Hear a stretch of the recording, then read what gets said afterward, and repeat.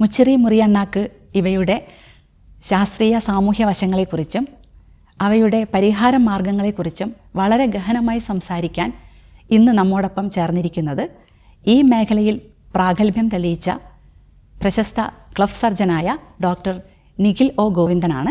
നമസ്കാരം സർ. നമസ്കാരം സർ. ഇന്ന് ഒരുപാട് കുട്ടികളിൽ മുച്ചിറി മുറിയണ്ണാക്ക് ഇവ കണ്ടുവരുന്നുണ്ട്. ഇത് ഒരു അസുഖമാണോ അതോ ഒരു ശാരീരിക അവസ്ഥയാണോ?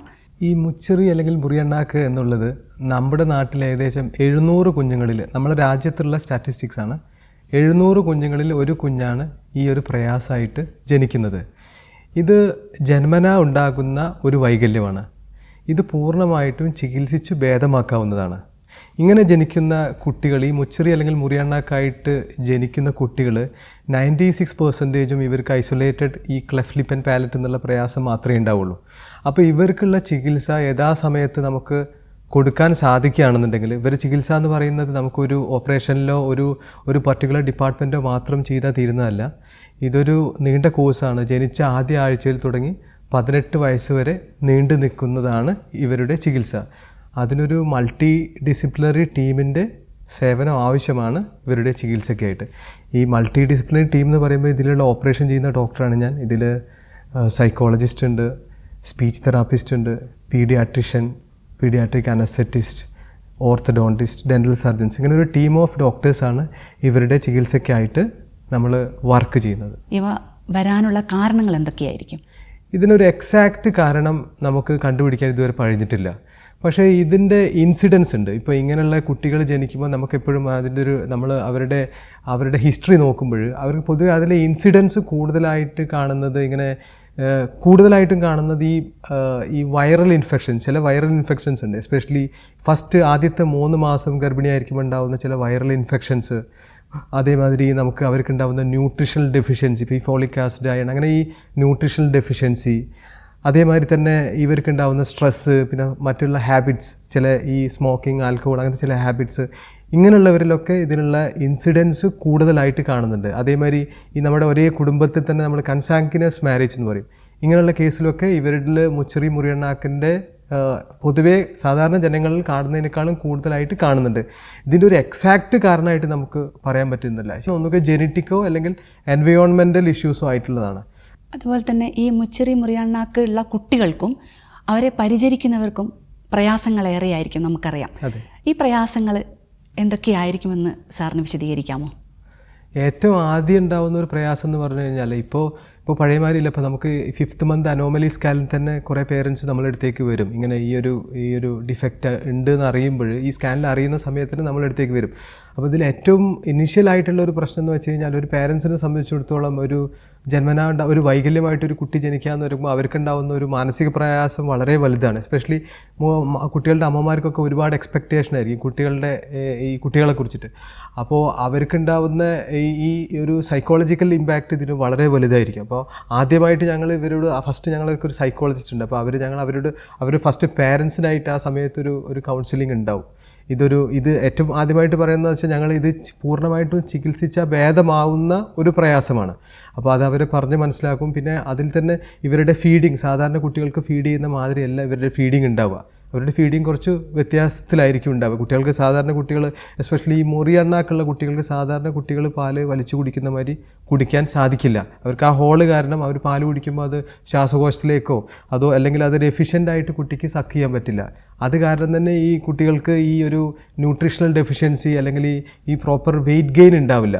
എസ്പെഷ്യലി ഫസ്റ്റ് ഒരു 2 years ഓഫ് ലൈഫ് എന്ന് പറഞ്ഞാൽ അത് വളരെ ക്രൂഷ്യലാണ്. കുട്ടീൻ്റെ ഈ വളർച്ച, അത് കുട്ടീൻ്റെ വളർച്ച സൈസ് മാത്രമല്ല, കുട്ടീൻ്റെ ബ്രെയിൻ്റെ ഡെവലപ്മെൻറ്റും എല്ലാ കാര്യങ്ങൾക്കും അത് വളരെ ക്രൂഷ്യലായിട്ടുള്ളതാണ്. അപ്പോൾ ഈ ഫസ്റ്റ് നമ്മൾ ഈ ചെയ്യുന്ന ഇനീഷ്യൽ നമ്മുടെ ഈ ഫീഡിങ് ടെക്നിക്സ്, ഇപ്പോൾ ഞാൻ പറഞ്ഞ മാതിരി സാധാരണ ഫീഡിങ് പറ്റില്ല. ഇവർക്കൊരു സ്പെഷ്യൽ ബോട്ടിൽസ് ഉണ്ട്. പിന്നെ ഇവർ പാല് കൊടുക്കുന്നതിന് സാധാരണ കുട്ടികളെ നേരെ പിടിച്ച് കൊടുക്കുന്ന മാതിരി നമുക്ക് കിടത്തി കൊടുക്കാൻ പറ്റില്ല. കുറച്ച് ചെരിച്ചിട്ടാണ് കൊടുക്കുക. പിന്നെ അതിന് സ്പെഷ്യലൈസ്ഡ് ബോട്ടിൽസ് ഉണ്ട്, അവൈലബിൾ ആണ്. അല്ലെങ്കിൽ ഈ കാര്യങ്ങളൊക്കെ ചെയ്തിട്ട് ഞങ്ങളത് പീരിയോഡിക്കായിട്ട് മോണിറ്റർ ചെയ്തുകൊണ്ടിരിക്കും. അങ്ങനെ ചെയ്യുമ്പോൾ ഈ കുട്ടികൾ ഒരു സാധാരണ ഒരു പ്രോപ്പർ വെയിറ്റിലേക്ക് വരും. എങ്കിൽ മാത്രമാണ് നമുക്ക് ഫർദർ സർജറിയിലേക്കും ഫർദർ ട്രീറ്റ്മെൻറ്റിലേക്കും നമുക്ക് മുന്നോട്ട് കൊണ്ടുപോകാൻ പറ്റുള്ളൂ. പിന്നെ ഈ ഫസ്റ്റ് ന്യൂട്രീഷണൽ ഇത് കഴിഞ്ഞ് കഴിഞ്ഞാൽ പിന്നെ കുട്ടീൻ്റെ ഈ പീരിയോഡിക് ആയിട്ടുള്ള സർജറി വരും. ഇപ്പോൾ ലിപ്പിൻ്റെ സർജറി ഏകദേശം ഞങ്ങളൊരു ഒരു 3 മാസം ആകുമ്പോഴാണ് ചെയ്യാറ്. കുട്ടിക്ക് ഒരു 5 കിലോ വെയിറ്റുള്ള സമയത്താണ് ചെയ്യുക. പിന്നെ മുറിയണ്ണാക്കിൻ്റെ ഓപ്പറേഷൻ ഞങ്ങൾ ഏകദേശം കുട്ടിക്കൊരു 9 മാസം അല്ലെങ്കിൽ കുട്ടിക്കൊരു മിനിമം ഒരു 7 to 8 kilograms വെയിറ്റുള്ള സമയത്താണ് ഞങ്ങൾ മുറിയണ്ണാക്കിൻ്റെ ഇത് കഴിയുക. അത് കഴിഞ്ഞാൽ പിന്നെ കണ്ടിന്യൂസ് ആയിട്ട് സ്പീച്ച് തെറാപ്പി കൊടുക്കും. അപ്പോൾ അതിൻ്റെ സ്പീച്ച് അസസ്മെൻറ്റിൻ്റെ ഒരു കോഴ്സ് ഉണ്ട്, അതങ്ങനെ പോയി. അത് കഴിഞ്ഞാൽ പിന്നെ ഗ്രോത്ത് മോഡിഫിക്കേഷൻ അപ്ലയൻസസ് കുട്ടികൾക്ക് ആവശ്യമായിട്ട് വരും. പിന്നെ അത് കഴിഞ്ഞ് ഒരു ഏകദേശം 9 വയസ്സാകുമ്പോൾ ഈ മോണയ്ക്കുണ്ടാവുന്നൊരു വിടവുണ്ട്, അതിനുള്ള ഓപ്പറേഷൻ ഏകദേശം ഒരു 9 years ചെയ്യും. അങ്ങനെ പിന്നെ അത് കഴിഞ്ഞാൽ പിന്നെ കുട്ടിക്ക് താടിയലിൻ്റെ പല്ല് നിരത്തി വെക്കലും അതേമാതിരി തന്നെ താടിയലിൻ്റെ ഓപ്പറേഷൻ ആവശ്യമുണ്ടെങ്കിൽ മൂക്കിൻ്റെ, അങ്ങനെ പല ഘട്ടങ്ങളായിട്ടാണ് ഇത് നടക്കുക. അപ്പോൾ ഓരോ സ്റ്റേജിലും നമ്മൾ അവർക്ക് വേണ്ട കാര്യങ്ങൾ പറഞ്ഞു കൊടുത്തിട്ട് അവരെ മോട്ടിവേറ്റ് ചെയ്തിട്ട് അങ്ങനെ കൊണ്ടുപോകുക എന്നുള്ളതാണ് ഇതിൻ്റെ ചികിത്സാ രീതി. സ്വാഭാവികമായും ഏതൊരു വ്യക്തിയെയും സംബന്ധിച്ചിടത്തോളം മുഖവൈകല്യം അവരുടെ ആത്മവിശ്വാസം കുറയ്ക്കുന്ന ഒന്നാണ്. അപ്പം ഈ ചെറിയ മുറിയണ്ണാക്ക് ഉള്ളവരുടെ മുഖവൈകല്യം പൂർണ്ണമായിട്ടും കുറച്ച് അവരെ നോർമൽ അവസ്ഥയിലേക്ക് അവരെ കൊണ്ടുവരാൻ പറ്റുമോ? അവരെ ഒരു നല്ല പരിധിവരെ നമുക്ക് അവരെ നോർമലാക്കിയിട്ട് കൊണ്ടുവരാൻ പറ്റും. കാരണം എന്താ വെച്ചാൽ, പക്ഷേ നമ്മൾ ഉണ്ടാവുന്ന ഒരു പ്രധാന പ്രയാസം എന്ന് വെച്ച് കഴിഞ്ഞാൽ ഈ കുട്ടികളെ നമുക്കൊരു പ്രോപ്പർ സമയത്ത്, നമ്മൾ ഇവിടെ ഫേസ് ചെയ്യുന്ന ഒരു പ്രയാസം എന്ന് വെച്ചാൽ നമുക്കൊരു പ്രോപ്പർ സമയത്ത് ഈ കുട്ടികളെ നമുക്ക് കിട്ടില്ല. കുറച്ചൊരു ട്രീറ്റ്മെൻറ്റൊക്കെ അവർ പൊതുവേ നമ്മളടുത്തേക്ക് അവർക്കുള്ള പേടിയോ അല്ലെങ്കിൽ അതേമാതിരി അവർക്ക് ട്രീറ്റ്മെൻറ്റിനെ കുറിച്ചുള്ള അറിവിൻ്റെ കുറവോ എന്തോ കാരണം അവർ കുറച്ച് ഡിലേ ആയിട്ടാണ് നമ്മളടുത്തേക്ക് വരാറ്. പക്ഷേ ഐഡിയലി ഈ കുട്ടികൾ വരികയാണെന്നുണ്ടെങ്കിൽ നമുക്ക് കറക്റ്റായിട്ട് ചികിത്സ കൊടുക്കാൻ സാധിക്കുകയാണെങ്കിൽ ഈ കുട്ടികൾ സാധാരണ കുട്ടികളെ പോലെ തന്നെ നമ്മുടെ മുഖവൈകല്യം നമുക്ക് പരിഹരിക്കാൻ പറ്റും. ഇങ്ങനെ ചികിത്സിച്ചവരിലും പിന്നീട് വളരെ ചെറിയ തോതിൽ മൂക്കിൻ്റെ വൈകല്യങ്ങളൊക്കെ കണ്ടുവരാറുണ്ട്. ഇതിന് കാരണം എന്താണ്? അതും പൂർണ്ണമായിട്ടും കുറച്ചെടുക്കാൻ സാധിക്കില്ലേ? പൂർണ്ണമായിട്ടും കുറച്ച് എടുക്കാൻ സാധിക്കുന്നതാണ്. പക്ഷേ ഈ പറഞ്ഞ മാതിരി തന്നെ ഇതിൽ മൂക്കിൻ്റെ വൈകല്യം എന്ന് പറഞ്ഞാൽ ഞങ്ങൾ റൈനോപ്ലാസ്റ്റി എന്നാണ് അത് കറക്റ്റ് ചെയ്യാനുള്ള ഓപ്പറേഷൻ. ഈ കുട്ടികൾക്ക് മൂക്കിനൊരു വൈകല്യം ഉണ്ടാവും. അപ്പോൾ അത് മൂക്കിൻ്റെ വൈകല്യം അത് ഓരോ ഇതിന് ഞാൻ പറഞ്ഞില്ല, ഈ ട്രീറ്റ്മെൻറ്റിന് ഓരോ സ്റ്റേജ് ഉണ്ട്. ഇപ്പോൾ നമ്മൾ ഫസ്റ്റ് സ്റ്റേജ് കുട്ടി ജനിച്ച ആദ്യ ആഴ്ചയിൽ തുടങ്ങുന്ന ഒരു നാസോ ആൽവിയോളർ മൗൾഡിംഗ് എന്നുള്ളൊരു ടെക്നിക്ക് ഉണ്ട്. ഇപ്പോഴത്തെ ലേറ്റസ്റ്റ് ടെക്നിക്കാണ്. അതിൻ്റെ പ്രത്യേകത എന്താണെന്ന് വെച്ച് കഴിഞ്ഞാൽ നമ്മുടെ മൂക്കിൻ്റെ ആകൃതി നമ്മൾ ചെറിയ പ്രായത്തിൽ തന്നെ കുട്ടികൾ ജനിച്ച ഉടനെ തന്നെ അതിനൊരു ക്ലിപ്പുണ്ട് മൂക്കിൻ്റെ ആകൃതി ഭംഗിയാക്കാനായിട്ട്. അപ്പോൾ അത് ആദ്യ ആഴ്ചയിൽ തന്നെ ഞങ്ങൾ ആ ട്രീറ്റ്മെൻറ്റ് തുടങ്ങും. കുട്ടി ജനിച്ച ആദ്യ ആഴ്ചയിൽ ഞങ്ങൾ ആ ക്ലിപ്പ് മൂക്കിലായിട്ട് ഞങ്ങൾ ഇടും. അങ്ങനെയാകുമ്പോൾ ഞങ്ങൾക്ക് ഒരു 3 മാസം ആകുമ്പോൾ ഈ മൂക്കിനൊരു ബെറ്റർ ഷേപ്പ് ആയിരിക്കും. അപ്പോൾ ഞങ്ങൾ അങ്ങനെയുള്ളൊരു നാസോ ആൽവിയോളർ മൗൾഡിംഗ് ചെയ്തൊരു കുട്ടീനെ നമ്മൾ ഓപ്പറേഷൻ ചെയ്യുമ്പോൾ നമ്മൾ ഈ സാധാരണ ചെയ്യുന്ന ഒരു ഡയറക്റ്റ് നമ്മളെ സർജറിയിലേക്ക് പോകുന്നതിനേക്കാളും കുറേയും കൂടെ ഭംഗിയുള്ള ഒരു മൂക്കായിട്ട് വരാനുള്ള ചാൻസ് ഉണ്ട്. പിന്നെ ഞങ്ങൾ ഈ റൈനോപ്ലാസ്റ്റി എന്നുള്ള ഈ മൂക്കിൻ്റെ ഈ ഷേപ്പ് ഞങ്ങൾ 2 പ്രശ്നങ്ങളാണ് സംഭവിക്കുക. ഒന്ന് മൂക്കിനുണ്ടാവുന്ന കോസ്മെറ്റിക് ഇഷ്യൂസ്, അല്ലെങ്കിൽ ഈ ഫങ്ഷണൽ, ചിലർക്ക് എന്താ വെച്ചാൽ മൂക്ക് അടഞ്ഞു കിടക്കും സ്ഥിരമായിട്ട്. അപ്പോൾ അങ്ങനെ 2 ഇഷ്യൂസാണ് ഞങ്ങൾ മൂക്കിനുണ്ടാവുക. അപ്പോൾ ഈ കോസ്മെറ്റിക് ഇഷ്യൂസ് നമ്മൾ ഒന്നുകിൽ നമ്മൾ ചുണ്ടിൻ്റെ ഓപ്പറേഷൻ ചെയ്യുന്ന സമയത്ത് തന്നെ മൂക്കിൻ്റെ കറക്ഷൻ ചെയ്യും. പിന്നെ ചിലർ അത് പ്രീ സ്കൂൾ റൈനോപ്ലാസ്റ്റി എന്ന് പറയും. ഒരു 5 വയസ്സാകുമ്പോൾ സ്കൂളിൽ പോകുന്നതിൻ്റെ മുന്നായിട്ട് ചെയ്യാം. അല്ലെങ്കിൽ ഡെഫിനറ്റ് റൈനോപ്ലാസ്റ്റി കുട്ടിക്ക് ഏകദേശം ഒരു 17-18 വയസ്സാവുന്ന സമയത്ത് നമ്മൾ ഫൈനലായിട്ട് മൂക്കിൻ്റെ സർജറി ചെയ്തിട്ട് ഈ ഒരു അപാകത നമ്മൾ പരിഹരിക്കും. മുച്ചിറി മുറിയണ്ണാക്ക് ഇത് രണ്ടും കൂടി കോമ്പിനേഷനായിട്ട് വരുന്നവരിൽ ധാരാളമായിട്ട് സംസാര വൈകല്യം കാണാറുണ്ട്. ആ സംസാര വൈകല്യം ഏത് ചികിത്സയിൽ കൂടിയാണ് മുഴുവനായിട്ട് നമുക്ക് മാറ്റിയെടുക്കാൻ പറ്റുന്നത്? സംസാര വൈകല്യം നമുക്ക് പ്രധാനമായിട്ടുണ്ടാവും. അപ്പോൾ മുച്ചിറി മുറിയണ്ണാക്ക് എന്നത് പറഞ്ഞു കഴിഞ്ഞാൽ അതിൻ്റെ പ്രസൻറ്റേഷൻ പല ടൈപ്പാണ്. അത് മുച്ചിറി മാത്രമായിട്ടാവാം, മുറിയണ്ണാക്ക് മാത്രമായിട്ടാവാം, അല്ലെങ്കിൽ ഇതിൻ്റെ ഒരു കോമ്പിനേഷൻ ആവാം, അല്ലെങ്കിൽ ഇത് ഇപ്പോൾ ഒരു സൈഡിലുള്ള മുച്ചിറി മുറിയണ്ണാക്ക് 2 സൈഡിലും കൂടെ ആവാം. അങ്ങനെ പല വിധത്തിലാണ് ഇത് നമുക്ക് ഇങ്ങനെയുള്ള പ്രയാസമുള്ള കുട്ടികൾക്ക് ഇത് പ്രസൻറ്റ് ചെയ്യുക. അത് നമുക്ക് ഒരു പർട്ടിക്കുലർ കോഴ്സ് ഓഫ് ട്രീറ്റ്മെൻറ്റ് എല്ലാവർക്കും ഓരോ കുട്ടിക്ക് അനുസരിച്ച് നമ്മളത് ടൈലർ ചെയ്യേണ്ടി വരും. ഈ സംസാര വൈകല്യം സാധാരണ കാണിക്കുക മുറിയണ്ണാക്കുള്ള കുട്ടികൾക്കാണ്. മുറിയണ്ണാക്കുള്ള കുട്ടികൾക്ക് അണ്ണാക്കിലൊരു ഹോൾ ഉണ്ടാവും. അത് കാരണം തന്നെ അവർക്ക് സംസാരത്തിനുള്ള ഒരു വൈകല്യം ഉണ്ട്. അപ്പോൾ നമ്മൾ ഓപ്പറേഷൻ ചെയ്ത് കഴിഞ്ഞാൽ തന്നെ നമ്മുടെ ബാക്കിലെ നമ്മുടെ അണ്ണാക്കിലുള്ള നമ്മുടെ മസിൽസ്, നമ്മുടെ ഈ ചെറുനാക്കിലുള്ള മസിൽസ് പൂർണ്ണമായിട്ടും മൂവ് ചെയ്യില്ല. അത് കാരണം തന്നെ കുട്ടികൾക്ക് ഒരു ഹൈപ്പർ നേസാലിറ്റി എന്ന് പറയും. സംസാരിക്കുമ്പോൾ ഒരു മൂക്കിലേക്ക് കൂടെ സംസാരിക്കുന്ന മാതിരത്തൊരു ടോൺ വരാം. അതിന് ഞങ്ങൾ എങ്ങനെയാണ് ചെയ്യാമെന്ന് വെച്ച് കഴിഞ്ഞാൽ ഞങ്ങൾക്ക് അതിനൊരു പീരിയോഡിക്കായിട്ട് ഈ മുറിയണ്ണാക്കിൻ്റെ ഓപ്പറേഷൻ കഴിഞ്ഞിട്ട് ഞങ്ങളൊരു സ്പീച്ച് തെറാപ്പിസ്റ്റിൻ്റെ ഒരു സേവനം ഈ കുട്ടികൾക്ക് ആവശ്യമായിട്ട് വരും. അപ്പോൾ നമ്മൾ തെറാപ്പി കൊടുക്കുമ്പോൾ കുറേ ഇമ്പ്രൂവ് ചെയ്യും. അപ്പോൾ സപ്പോസ് ഇമ്പ്രൂവ് ചെയ്തിട്ടില്ലെങ്കിൽ നമുക്കൊരു സബ്ജക്റ്റീവ് മെഷർമെൻറ്റ്സ് ഒക്കെ ഉണ്ട്. ഒബ്ജക്റ്റീവൊക്കെ ആയിട്ട് ഞങ്ങളത് മെഷർ ചെയ്യും, കുട്ടീൻ്റെ സംസാരം എത്രത്തോളം ഉണ്ടെന്നുള്ളത്. അതിലെന്തെങ്കിലും വൈകല്യം ഞങ്ങൾ തോന്നുകയാണെങ്കിൽ നമ്മൾ സ്പീച്ച് സർജറി ഉണ്ട്. സ്പീച്ച് സർജറി ചെയ്തിട്ട് ഈ സംസാര വൈകല്യം നമുക്കൊരു പരിധിവരെ കുറച്ച് നോർമലാക്കി കൊണ്ടുവരാൻ സാധിക്കും. ഇപ്പോൾ സാറ് കുറച്ച് ശസ്ത്രക്രിയകളെ കുറിച്ചൊക്കെ പറയണ്ടായി. എത്ര ശസ്ത്രക്രിയകൾ ഇവർക്ക് ആവശ്യമായിട്ട് വരും? ഏതൊക്കെ പ്രായത്തിൽ, അതായത് എത്ര ഘട്ടങ്ങളായിട്ടാണ് ഈ ശസ്ത്രക്രിയകൾ നടത്തേണ്ടത്? ഈ ശസ്ത്രക്രിയ എന്ന് പറയുന്നത് ഞാൻ പറഞ്ഞില്ലേ, ഇപ്പോൾ ഓരോ കുട്ടികളും പ്രസൻറ്റ് ചെയ്യുന്നത് പല രൂപത്തിലാണ്. ചിലവർക്ക് മുച്ചറി മാത്രമാവും, ചിലവർക്ക് മുറിയണ്ണാക്ക് മാത്രമാവും. അപ്പോൾ ഈ ഒരു കേസ് അനുസരിച്ചിട്ടാണ് നമ്മൾ സാധാരണ ഗതിയിൽ ഇത് പ്ലാൻ ചെയ്യുക. അപ്പോൾ സാധാരണയായിട്ട് കാണുക നമ്മൾ മുച്ചറിയും മുറിയണ്ണാക്കുള്ള ഒരു കോമ്പിനേഷനുള്ള ഒരു കുട്ടികളായിരിക്കും. അപ്പോൾ അവരുടെ ചികിത്സ എങ്ങനെയാണ് പോകുകയെന്ന് വെച്ച് കഴിഞ്ഞാൽ, ഫസ്റ്റ് ഓപ്പറേഷൻ നമ്മൾ ചെയ്യുക ഏകദേശം കുട്ടിക്ക് 3 മാസം പ്രായമുള്ള സമയത്താണ് നമ്മൾ മുച്ചറീൻ്റെ ഓപ്പറേഷൻ ചെയ്യുക. മിനിമം കുട്ടിക്ക് ഒരു 5 കിലോഗ്രാം വെയിറ്റെങ്കിലും വേണം. കാരണം എന്താണെന്ന് വെച്ച് കഴിഞ്ഞാൽ ഞങ്ങളിതിൽ റീകൺസ്ട്രക്ട് ചെയ്യുന്നത് മസിലാണ്. അപ്പോൾ കുട്ടിക്ക് ഒരു 5 കിലോ എങ്കിലും ഉണ്ടെങ്കിൽ ഞങ്ങൾക്ക് ആ ഒരു പർപ്പസ് ഞങ്ങളത് ഫുൾഫിൽ, അതാണ് ഞങ്ങളുടെ ഇപ്പോഴത്തെ പ്രോട്ടോകോൾ. അതേമാതിരി കുട്ടിക്കൊരു സംസാരിക്കാൻ തുടങ്ങുന്നതിന് മുമ്പായി ഏകദേശം കുട്ടിക്കൊരു 9 മാസം പ്രായമുള്ള സമയത്താണ് നമ്മൾ മുറിയണ്ണാക്കിൻ്റെ ഓപ്പറേഷൻ ചെയ്യുക. ഇങ്ങനെയാണ് അതിൻ്റെ കോഴ്സ്. അത് കഴിഞ്ഞാൽ പിന്നെ ഈ പറഞ്ഞ മാതിരി ഞങ്ങൾ നോക്കും. ചിലപ്പോൾ ഈ മുറിയണ്ണാക്ക് ചെയ്താലും ഒരു 20-30% കേസിൽ ഇതേമാതിരി അവർക്ക് മുറിയണ്ണാക്കിൽ വീണ്ടും ഒരു വിടവ് വരാനുള്ള ചാൻസ് ഒക്കെ ഉണ്ട്. അപ്പോൾ അതുണ്ടെങ്കിൽ നമ്മൾ ആ സമയത്ത് ഈ ഒരു അസസ് ചെയ്തിട്ട് അത് ഇതിൻ്റെ ഇടയിലായിട്ട് ചെയ്യേണ്ടി വരും. പിന്നെയുള്ള ഓപ്പറേഷൻ ഏകദേശം കുട്ടിക്ക് ഒരു 9 വയസ്സ് പ്രായമുള്ള സമയത്ത് ഈ മുറിയണ്ണാക്കും അതേമാതിരി തന്നെ കുട്ടിക്ക് മോണയിലും ഒരു വിടവുണ്ടാവും. അതിനായിട്ട് നമ്മൾ അവിടെ ഒരു ബോൺ ഗ്രാഫ്റ്റ് ചെയ്യണം. എങ്കിൽ മാത്രമാണ് കുട്ടികൾക്ക് കറക്റ്റായിട്ട് ആ സ്പേസിലേക്ക് കുട്ടികളുടെ പല്ല് വരാനും ഈ ഞങ്ങളുടെ മുകളിലത്തെ താടിയലിന് ഒരു ഷേപ്പ് കിട്ടാനായിട്ട് സാധിക്കുള്ളൂ. അത് ഏകദേശം ഞങ്ങളൊരു 9 വയസ്സിനും 11 വയസ്സിൻ്റെ ഇടയിലായിട്ടാണ് ഈ സെക്കൻഡറി ആൽവിയോളാർ ബോൺ ഗ്രാഫ്റ്റിംഗ് എന്നുള്ളൊരു പ്രൊസീജിയർ ചെയ്യുക. ഇത് കഴിഞ്ഞ് കഴിഞ്ഞാൽ നമ്മളൊരു 14-15 വയസ്സ് കഴിഞ്ഞാൽ കുട്ടിയുടെ ഗ്രോത്ത് അസസ് ചെയ്തിട്ട് താടിയലിന് വലിപ്പക്കുറവോ സാധാരണഗതിയിൽ ഈ ക്ലെഫ്റ്റിൽ സംഭവിക്കുന്ന എന്താണെന്ന് വെച്ച് കഴിഞ്ഞാൽ മുകളിലത്തെ താടിയലിൽ സാധാരണ രൂപത്തിൽ വളരില്ല, അത് ചുരുങ്ങി പോകാനുള്ള ചാൻസ് വളരെ കൂടുതലാണ്. അപ്പോൾ അതുകൊണ്ട് തന്നെ ഇപ്പോൾ സപ്പോസ് ഞങ്ങൾ ഒരു ഗ്രോത്ത് മോഡിഫിക്കേഷൻ ഏജ് ഉണ്ട്. ആ ഒരു മോഡിഫിക്കേഷൻ ഏജിൽ മുകളിലത്തെ താടിയലിൽ മുന്നോട്ട് കൊണ്ടുവരാൻ പറ്റുന്നില്ലെങ്കിൽ ഞങ്ങൾ ഏകദേശം കുട്ടിക്ക് ഒരു 16-17 വയസ്സുള്ള സമയത്ത് ഒരു ഓർത്തോഗ്നാത്തിക് സർജറി എന്ന് പറയും. താടിയലിൻ്റെ ഓപ്പറേഷൻ ചെയ്തിട്ട് താടിയലിൻ്റെ ഷേപ്പ് നോർമലാക്കി കൊണ്ടുവരും. പിന്നെ ഇതെല്ലാം കഴിഞ്ഞ് ഒരു 18 വയസ്സാകുമ്പോൾ ഇപ്പം ഞാൻ പറഞ്ഞ റൈനോപ്ലാസ്റ്റി എന്നുള്ള ഓപ്പറേഷനും ആവശ്യമായിട്ട് വരും. ഇതാണ് സ്റ്റാൻഡേർഡായിട്ട് ഒരു മുറിയണ്ണാക്കുള്ള ഒരു കുട്ടിക്ക് ഉണ്ടാകുന്ന, ഈ വ്യത്യാസമായിട്ട് ജനിക്കുന്ന കുട്ടികൾക്ക് ഉണ്ടാകുന്ന ഒരു ചികിത്സ. ഈ ഒരു ഓർഡറിലാണ് ഓപ്പറേഷനെ സംബന്ധിച്ചിടത്തോളം പോവുക. അതായത് ഈ ശസ്ത്രക്രിയകളുടെ സമയത്ത് ഹോസ്പിറ്റലിൽ തങ്ങിയുള്ള പരിചരണവും പിന്നീട് വീട്ടിൽ നിന്നുള്ള പരിചരണവും മതിയാവും. അല്ലാതെ ഹോസ്പിറ്റലുകളിൽ തുടർച്ചയായിട്ടുള്ള തങ്ങിയിട്ടുള്ള പരിചരണം ഇതിനാവശ്യമായിട്ട് വരുമോ? ഇല്ല. ഇവരുടെ ചികിത്സ നമ്മൾ ഓപ്പറേഷൻ്റെ സമയത്ത് നമ്മൾ ഇതൊരു മയക്കിയിട്ട് ജനറൽ അനസ്തീഷ്യ ചെയ്യുക. അപ്പോൾ അതിന് നമ്മൾ ഹോസ്പിറ്റൽ അഡ്മിഷൻ അല്ല, മറ്റുള്ള ഓപ്പറേഷന്മാരിൽ തന്നെ 2 to 3 days ഹോസ്പിറ്റൽ അഡ്മിഷനും അതിനോട് അനുബന്ധിച്ച കാര്യങ്ങളുണ്ടാവും. അല്ലെങ്കിൽ മറ്റുള്ള കാര്യങ്ങളൊക്കെ സ്പീച്ച് തെറാപ്പിക്ക് ആണെങ്കിൽ എല്ലാം ഡേ കെയർ ആയിട്ട് നമ്മൾ വന്ന് നോക്കിയിട്ട് നമ്മൾ പീഡിയാട്രീഷനെ കൺസൾട്ട് ചെയ്യാനുള്ള കാര്യങ്ങളൊക്കെ വന്ന് നോക്കിയിട്ട് ആവശ്യമുണ്ടെങ്കിൽ, ഇപ്പോൾ കുറച്ച് ന്യൂട്രീഷൻ ഡെഫിഷ്യൻസി വല്ലാണ്ട് നമുക്ക് തോന്നുകയാണ്, കുട്ടിക്ക് മറ്റു വല്ല പ്രയാസങ്ങളോ ഇപ്പോൾ വേറെ എന്തെങ്കിലും ഇഷ്യൂസ് ഉണ്ടെങ്കിൽ മാത്രം നമ്മൾ അഡ്മിഷൻ്റെ ആവശ്യമായിട്ട് വരുള്ളൂ. അല്ലെങ്കിൽ അവർക്ക് ഡേ കെയർ ആയിട്ട് വന്നിട്ട് അവരുടെ ഇതിന് ഒപ്പീനിയൻ എടുത്തിട്ട് അവർക്ക് പോകാം. ഇത്രയും ശസ്ത്രക്രിയകളും ചികിത്സകളൊക്കെ വേണ്ടി വരുന്നത് കൊണ്ട് തന്നെ ഇതൊരു സാമ്പത്തിക ഭാരം രക്ഷിതാക്കൾക്ക് വളരെ കൂടുതലാവില്ലേ? ഇതിന് എന്തെങ്കിലും സൗജന്യമായിട്ടുള്ള ചികിത്സാ സംവിധാനങ്ങൾ വല്ലതും ഉണ്ടോ?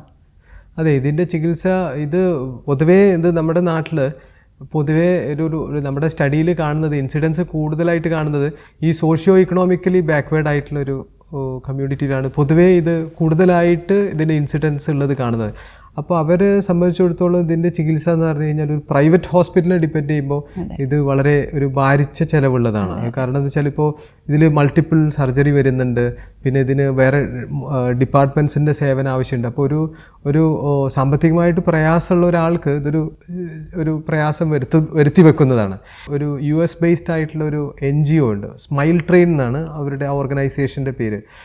ഏകദേശം ഒരു 87 രാജ്യങ്ങളിൽ വർക്ക് ചെയ്യുന്ന ഒരു ചാരിറ്റി ഓർഗനൈസേഷനാണ്. അവർ വർക്ക് ചെയ്യുന്നത് only for cleft lip and palate എന്നുള്ള ഈ കോസിന് വേണ്ടി മാത്രമായിട്ട് വർക്ക് ചെയ്യുന്ന ഒരു NGO ആണ്. അപ്പോൾ ഇവർക്കുള്ള ചികിത്സ എല്ലാം തന്നെ നമ്മൾ നമ്മുടെ ഹോസ്പിറ്റലിൽ പൂർണ്ണമായിട്ടും ഇവർക്ക് ഫ്രീ ആയിട്ടാണ് ചെയ്തു വരുന്നത്. ഇവരുടെ ഓപ്പറേഷനും ഇവരുടെ മറ്റുള്ള ഡിപ്പാർട്ട്മെൻറ്റും സ്പീച്ച് തെറാപ്പിസ്റ്റ്, ഇവർക്കുണ്ടാവുന്ന ന്യൂട്രീഷനിസ്റ്റ്, അങ്ങനെയുള്ള എല്ലാ കാര്യങ്ങളും തന്നെ നമ്മൾ പൂർണ്ണമായിട്ടും ഇവർക്ക് ഫ്രീ ആയിട്ടാണ് നമ്മൾ ചെയ്തു കൊടുക്കുന്നത്. ഇപ്പോൾ കേരളത്തിൽ അങ്ങനെയുള്ള ഹോസ്പിറ്റലുകൾ ഏതൊക്കെയാണ്? സ്മൈൽ ട്രെയിൻ അക്രഡിറ്റഡ് ആയിട്ടുള്ള ഹോസ്പിറ്റൽസ് ഉണ്ട്. സ്മൈൽ ട്രെയിൻ അക്രഡിറ്റഡ് ആയിട്ടുള്ള ഹോസ്പിറ്റൽസിൽ ഇത് പൂർണ്ണമായിട്ട് ഫ്രീ ആയിട്ടാണ് ചെയ്തു വരുന്നത്. ഇപ്പോൾ സാറ് സ്മൈൽ ട്രെയിൻ എന്ന ഒരു സംഘടനയെക്കുറിച്ച് പറയുകയുണ്ടായി. ആ സംഘടനയുടെ ഇത്തരക്കാർക്ക് വേണ്ടിയിട്ടുള്ള പ്രവർത്തനത്തെക്കുറിച്ച് ഒന്ന് വിശദീകരിക്കാമോ? ഈ സ്മൈൽ ട്രെയിൻ എന്ന് പറഞ്ഞു കഴിഞ്ഞാൽ ഒരു US ബേസ്ഡ് ആയിട്ടുള്ള ഒരു നോൺ പ്രോഫിറ്റബിൾ ഓർഗനൈസേഷനാണ്. ഇവർ ഏകദേശം 87 രാജ്യങ്ങളിൽ വർക്ക് ചെയ്യുന്ന ഒരു ചാരിറ്റി ഓർഗനൈസേഷനാണ്. ഇവർ എക്സ്ക്ലൂസീവായിട്ട് ഇവർ ചെയ്യുന്നത് ഈ മൊച്ചറി മുറിയെണ്ണാക്കുള്ള കുട്ടികളുടെ റീഹാബിലിറ്റേഷനാണ്. ഇവർക്കുള്ള ചികിത്സ നമ്മുടെ പറഞ്ഞ മാതിരി ഈ പറഞ്ഞ എല്ലാ ഓപ്പറേഷനും അതിനോടനുബന്ധിച്ചിട്ടുള്ള എല്ലാ ചികിത്സയും തന്നെ നമുക്ക് പൂർണ്ണമായിട്ടും ഫ്രീ ആയിട്ട് ഇങ്ങനെയുള്ള കുട്ടികൾക്ക് നമ്മളിവിടെ ചെയ്തു വരുന്നുണ്ട്. അത് ഈ സ്മൈൽ ട്രെയിനിൻ്റെ സഹകരണത്തോടെയാണ് നമ്മളിത് ചെയ്തു വരുന്നത്. അപ്പോൾ ഈ സൗജന്യ ചികിത്സ സാമ്പത്തിക പരിധി വല്ലതും കണ്ടുകൊണ്ടാണോ നിശ്ചയിക്കുന്നത്, അതോ എല്ലാവർക്കും സൗജന്യമായിട്ട് നൽകുന്ന ഒരു രീതിയാണോ ഈ സംഘടന അവലംബിക്കുന്നത്? ഇത് പൂർണ്ണമായിട്ട് സൗജന്യമായിട്ടാണ് ചെയ്തു വരുന്നത്. ഇപ്പോൾ നമുക്ക് എബോവ് താഴെ 8 ലക്ഷത്തേക്കാളും മുകളിൽ വരുമാനമുള്ളവർക്ക് മാത്രമാണ് നമുക്ക് ചെയ്യാനുള്ള പ്രയാസമുള്ളൂ. ബിലോ 8 lakhs ഇൻകം എല്ലാം നമുക്ക് പൂർണ്ണമായിട്ടും ഫ്രീ ആയിട്ട് ചെയ്തു കൊടുക്കാൻ പറ്റും. ചികിത്സയുമായി ബന്ധപ്പെട്ട് ഡോക്ടേഴ്സ് നേരിടുന്ന പ്രശ്നങ്ങൾ എന്തൊക്കെയാണ്? ഞങ്ങൾ പ്രയാസം എന്ന് പറഞ്ഞു കഴിഞ്ഞാൽ ഇപ്പോൾ ജനങ്ങളുടെ ഒരു പ്രയാസം എന്ന് വെച്ചാൽ നമുക്ക് ഈ രോഗത്തെക്കുറിച്ച് അവർക്ക് ഇപ്പോൾ എന്തോ ഡോക്ടർമാരുടെ അടുത്തേക്ക് വന്നിട്ട് അവർക്കത് ഒരു കറക്റ്റായിട്ട് ചോദിക്കാൻ എന്തോ അവർക്കൊരു പേടിയോ, അതോ നമ്മുടെ ഞാൻ എപ്പോഴും ശ്രദ്ധിക്കുന്ന ഒരു കാര്യം, നമ്മളടുത്ത് വന്നിട്ട് ഒരു പ്രോപ്പർ ഒരു കാര്യം അവർ ചോദിച്ച് മനസ്സിലാക്കുന്നതിന് പകരം അവർക്ക് കിട്ടുന്ന വിവരങ്ങൾ മുഴുവൻ ഒന്നുകിൽ സുഹൃത്തുക്കൾ വഴിയോ അല്ലെങ്കിൽ സമൂഹത്തിലുള്ള അവരുടെ കുടുംബക്കാർ വഴിയോ അങ്ങനെയൊക്കെയാണ് അവർ വരിക. അപ്പോൾ അതുകൊണ്ട് തന്നെ അവർക്കൊരു പ്രോപ്പർ ഒരു എന്താണ് ചെയ്യേണ്ടതെന്നുള്ള ഒരു ധാരണ അവർക്ക് പൊതുവേ ഉണ്ടാവില്ല. ആരെങ്കിലും പറഞ്ഞു കേട്ടതോ അല്ലെങ്കിൽ ഡോക്ടേഴ്സ് അല്ലാത്ത ആരെങ്കിലും ഒക്കെ ആയിട്ട് പറഞ്ഞു കേട്ടിട്ടുള്ള ഒരു വിവരമാണ് ഇവർക്ക് പൊതുവേ ഉണ്ടാവുക. അത് കാരണം തന്നെ ഇവർക്ക് ചികിത്സയെ പറ്റി ഒരുപാട് ഭയം, അതേമാതിരി ഈ ചികിത്സാ രീതി എന്താണ് ഇതുണ്ട് അതിനെപ്പറ്റിയൊക്കെ അവർക്ക് വളരെ പ്രയാസമാണ്. ഇപ്പോൾ ഞങ്ങൾ ഫേസ് ചെയ്യുന്ന ഒരു പ്രശ്നം എന്താ വെച്ചാൽ ഇപ്പോൾ നമുക്കൊരു കുട്ടിയെ നമുക്ക് ഏത് സ്റ്റേജിൽ കിട്ടിയാലും നമുക്ക് എല്ലാ പ്രൊസീജിയറും ചെയ്യാൻ പറ്റും. പക്ഷേ നേരത്തെ ഒരു ഏജിൽ കിട്ടിക്കഴിഞ്ഞാൽ നമുക്ക് ഇത് കുറേയും കൂടെ എഫക്റ്റീവായിട്ട് നമുക്ക് ട്രീറ്റ് ചെയ്യാൻ പറ്റും. ഈ ഒരു പ്രയാസം നമുക്ക് കുറേ കൂടെ എഫക്റ്റീവായിട്ട് കൊടുക്കാൻ പറ്റും. അതെന്താണെന്ന് വെച്ച് കഴിഞ്ഞാൽ ഇപ്പോൾ ഞാൻ പറഞ്ഞില്ലേ, ഇപ്പോൾ ഞങ്ങൾ ഫസ്റ്റ് വീക്കിൽ തന്നെ ഇടുന്ന ഒരു നാസോ ആൽവിയോളർ മൗൾഡിംഗ് എന്നുള്ളൊരു ടെക്നിക്ക് ഉണ്ട്. അപ്പോൾ അതൊക്കെ ഞങ്ങൾ ആദ്യ ആഴ്ചയിൽ തുടങ്ങിയാലാണ്, ഫസ്റ്റ് 45 days കഴിഞ്ഞിട്ട് ചെയ്ത് കഴിഞ്ഞാൽ അതിൻ്റെ ഒരു ഗുണമില്ല. പിന്നെ അതേമാതിരി ഇപ്പോൾ ഈ മുറിയെണ്ണാക്ക് കഴിഞ്ഞ സ്പീച്ച് തെറാപ്പി വളരെ ക്രൂഷ്യലായിട്ടുള്ളൊരു സംഭവമാണ്. അപ്പോൾ തെറാപ്പി കൊടുത്താലാണ് ഈ കുട്ടി പ്രോപ്പറായിട്ട്, കാരണം പൊതുവേ ഇവർ ഡ്രോപ്പ് ഔട്ട് ആവും. ഒന്നാമത് ഇവർ നമ്മളെ അടുത്തേക്ക് വരുമ്പോൾ തന്നെ ശരിക്കും ഇവർ ഈ കുട്ടി ഡെലിവറി കഴിഞ്ഞ് അറ്റ് ദ ഏർലിയസ്റ്റ് വരിക എന്നുള്ളതാണ് ഞങ്ങൾ സജസ്റ്റ്. പക്ഷേ ഇവരെപ്പോഴും ഡിലേ ആയിട്ടാണ് വരിക. ഇപ്പോൾ ഞാൻ പറയട്ടെ, ഞാനിപ്പോൾ റീസെൻ്റ് ആയിട്ട് ഒരു 1 month ബാക്ക് ഞാൻ ചെയ്തിട്ടുണ്ട്. 54 വയസ്സുള്ള ഒരാൾക്കുള്ള ഒരു ഓപ്പറേഷൻ ചെയ്തു. 54 വയസ്സായി. She was extremely happy. Operation കഴിഞ്ഞപ്പോൾ അയാൾ വളരെ ഹാപ്പി ആയിരുന്നു. പക്ഷെ അതുവരെ അയാൾക്ക് എന്തോ ഭയമോ എന്തൊക്കെയോ പ്രയാസങ്ങളോ അയാൾ അതിൽ പിടിച്ചു നിർത്തി. പക്ഷേ ആൾ പറയുമ്പോൾ അത് എന്താ പറയുക, നമുക്ക് ആൾക്കുള്ള ഭയമോ കിട്ടിയ അറിവിൻ്റെ ഒരു പ്രയാസങ്ങളോ കാരണം അത് വളരെ എന്താ പറയുക, ഇതേമാതിരി കുറേ ഇപ്പം നമുക്ക് ഓരോ സ്റ്റേജ് ഉണ്ട്. ഇപ്പം നമുക്ക് 9 വയസ്സിൽ ചെയ്യേണ്ട പ്രൊസീജിയർ 9 വയസ്സിൽ ചെയ്യണം. ഇപ്പം ഞാൻ പറയാം, താടിയലിൻ്റെ ഓപ്പറേഷൻ തന്നെ നമുക്ക് ഏകദേശം ഒരു 5 to 7 years നമ്മളൊരു ഗ്രോത്ത് മോഡിഫിക്കേഷൻ എന്ന് പറയും. അപ്പോൾ പ്രിവെൻഷന് നമുക്ക് പ്രിവെൻറ്റ് ചെയ്താൽ ഈ ഗ്രോത്ത്, ഈ വളർച്ച കുറേ കൂടെ പ്രിവെൻറ്റ് ചെയ്ത് വെച്ച് കഴിഞ്ഞാൽ നമുക്ക് ഭാവിയിലുള്ള കുറച്ച് സർജറിയോ അല്ലെങ്കിൽ അതിൽ എടുക്കാവുന്ന സർജറീൻ്റെ കുറച്ചും കൂടെ ഡെപ്തോ നമുക്ക് കുറയ്ക്കാൻ പറ്റും. അപ്പോൾ നമുക്ക് എപ്പോഴും ഈ ഡിലേ ആയിട്ട് വരുന്നതാണ് വരുന്ന പ്രധാനമായിട്ടുള്ള ഒരു പ്രയാസം. അപ്പോൾ നമുക്കൊരു ഐഡിയൽ റിസൾട്ട് നമുക്ക് കൊടുക്കാനും അങ്ങനെ കേസിൽ പ്രയാസമായിട്ട് വരും. ഗർഭാവസ്ഥയിൽ തന്നെ കുട്ടികളുടെ പ്രശ്നങ്ങൾ കണ്ടെത്താനുള്ള സംവിധാനങ്ങളെല്ലാം ഇന്ന് വൈദ്യശാസ്ത്ര രംഗത്തുണ്ടല്ലോ. അതുപോലെ ഈ മുച്ചിറി മുറിയെണ്ണാക്ക് ഇവ ഗർഭാവസ്ഥയിൽ തന്നെ കണ്ടെത്താനുള്ള മാർഗം ഇന്ന് നിലവിലുണ്ടോ? കണ്ടെത്താൻ സാധിക്കുമോ നമുക്കങ്ങനെ? അതെ, കണ്ടെത്താൻ കഴിയും. ഇപ്പം നമുക്ക് 5th month അനോമലി സ്കാനിൽ നമുക്ക് മുച്ചിറി മുറിയെണ്ണാക്ക് നമുക്ക് കാണാൻ സാധിക്കുന്നതാണ്. മുറിയെണ്ണാക്ക് കുറേ കൂടെ ചിലപ്പോൾ പ്രയാസമായിട്ട് വരാം. പക്ഷേ മുച്ചിറി സ്ഥിരമായിട്ട് നമുക്ക് ഇപ്പോൾ അനവധി പേഷ്യൻസ് നമുക്ക് ഈ 5th month അനോമലി സ്കാൻ കഴിഞ്ഞിട്ട് വരാറുണ്ട്. ആദ്യമായിട്ട് ഞാനൊരു അടിവരയിട്ട് പറയുന്ന ഒരു കാര്യം എന്താണെന്ന് വെച്ച് കഴിഞ്ഞാൽ ഇത് പൂർണ്ണമായിട്ടും ചികിത്സിച്ച് ഭേദമാക്കാവുന്ന ഒരു പ്രയാസമാണിത്, ഈ മുച്ചിറി മുറിയണ്ണാക്ക് എന്നുള്ളത്. അപ്പോൾ അവരതിനൊരു പോസിറ്റീവായിട്ട് ഇവർ കറക്റ്റ് നമ്മളെ പറയുന്ന സജസ്റ്റ് ചെയ്യുന്ന ട്രീറ്റ്മെൻറ്റ് കറക്റ്റായിട്ട് ചെയ്യുകയാണെങ്കിൽ ഈ കുട്ടികൾ വളരെ നോർമലായിട്ട് സമൂഹത്തിൽ മറ്റുള്ള കുട്ടികളെ പോലെ തന്നെ ഈ കുട്ടികൾ ജീവിക്കും. ഈ കുട്ടികളെ ജനനം മുതൽ പരിചരിച്ചു വരുന്ന രക്ഷിതാക്കൾ അവർ സമൂഹത്തിൽ നിന്ന് തീർച്ചയായിട്ടും ഒരുപാട് വെല്ലുവിളികൾ നേരിടേണ്ടി വരും. അതുമായിട്ട് ബന്ധപ്പെട്ട് സാറിന് എന്തെങ്കിലും പറയാനുണ്ടോ? അതെ, നമുക്ക് ഇവർക്ക് ഒരു സമൂഹത്തിൽ ഇവരുടെ ഈ ഒരു സംസാര വൈകല്യം, അതേമാതിരി തന്നെ നമുക്ക് ഈ മുഖവൈകല്യം കുട്ടികളെ മുഖ്യധാരയെന്ന് ചെറിയ പ്രായത്തിൽ നമുക്ക് എത്രയൊക്കെ പറഞ്ഞാലും കുട്ടികളുടെ ഒരു 7-8 വയസ്സ് വരെയൊക്കെ നമുക്ക് കൂടെ ഉണ്ടാവുന്ന ക്ലാസ്സിലുള്ള കുട്ടികളുടെ കളിയാക്കലും ഇതൊക്കെ ഇവർ നേരിടും. അപ്പോൾ നമ്മളത് പേരൻസിനെ നമ്മളത് മോട്ടിവേറ്റ് ചെയ്ത് നമ്മൾ പറഞ്ഞ് അതവരെ മനസ്സിലാക്കി കൊടുക്കും. അതെങ്ങനെ അത് പോസിറ്റീവായിട്ട് എടുക്കണം.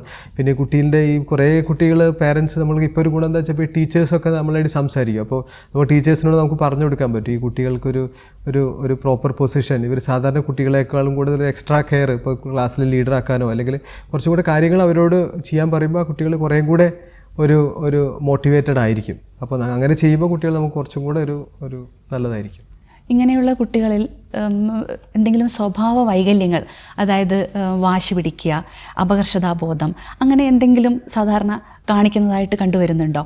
ഉണ്ടെങ്കിൽ തന്നെ അതിനുള്ള പരിഹാര മാർഗങ്ങൾ നേരത്തെ കൗൺസിലിംഗ് പോലുള്ള എന്തെങ്കിലും കാര്യങ്ങൾ കുട്ടികൾക്കും നൽകാറുണ്ടോ? അപകർഷതാബോധം വളരെ കൂടുതലാണ് അവർക്ക് അപകർഷതാബോധം വളരെ കോമൺ ആണ്. അത് വളരെ നമുക്കത് നമ്മളെങ്ങനെ ചെയ്യാന്ന് വെച്ചാൽ അത് പരമാവധി നമുക്കത് കൺട്രോൾ ചെയ്തിട്ട് നമുക്ക് ഈ സൈക്കോളജിസ്റ്റിൻ്റെയും നമ്മൾ ഈ കൗൺസിലിംഗ് ഒക്കെ കൊടുത്ത് അവരെ നമുക്ക് റെഡിയാക്കിയിട്ട് ഒരു പരിധി വരെ നമുക്ക് റെഡിയാക്കാൻ പറ്റും. അപ്പോൾ എന്നാലും അപകർഷതാബോധം അവർക്ക് ഉണ്ടാവാം, പക്ഷെ അത് ഒരു പരിധി വരെ നമുക്കത് കറക്റ്റ് ചെയ്തിട്ട് കൊണ്ടുപോകാൻ പറ്റും. അത് പേരൻസും അപ്പം അതൊരാളിൽ ഈ അപകർഷതാബോധം എന്ന് പറഞ്ഞാൽ നമ്മൾ ആ ഇൻഡിവിജ്വലിനെ മാത്രമല്ല, അത് ആ സമൂഹം, ആ കുടുംബം എല്ലാം അവർ ചുറ്റുമുള്ള എല്ലാവരും കൂടെ ഇതായാലും പോസിറ്റീവായിട്ട് കണ്ടാൽ മാത്രമാണ് ആ അപകർഷതാബോധത്തിൽ നിന്ന് നമുക്ക് അവരെ തിരിച്ചു കൊണ്ടുവരാൻ പറ്റുള്ളൂ. പക്ഷെ അത് അപകർഷതാബോധം നമുക്ക് പൂർണ്ണമായിട്ടും ഇപ്പോൾ നമുക്ക് പറഞ്ഞ് കൗൺസിൽ ചെയ്യുമ്പോൾ അവർ ഏകദേശം ശരിയായിട്ട് വരും. മുച്ചിറി, മുറിയണ്ണാക്ക് ഇവയെക്കുറിച്ച് വളരെ ശാസ്ത്രീയമായി തന്നെ അതിൻ്റെ എല്ലാ വശങ്ങളെക്കുറിച്ചും ഞങ്ങൾക്ക് വിശദമാക്കി തന്ന സാറിന് നന്ദി.